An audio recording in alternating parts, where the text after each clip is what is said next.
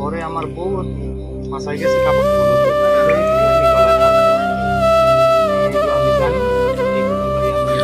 আমরা তো শুনেছি তার হাজবেন্ড নাকি তারে মারছে। মারছে না, মারছে বলতে আগের দিন একটু ঝগড়াঝাড়ি হয়েছে। আজকে কোনো মারামারি ঘটনা ঘটছে? না, তেমন একটা মারামারি ঘটনা। আপনার কি নাম? সকালবেলা আপনার কি নাম? নাম কি আপনার? আমাদের নাম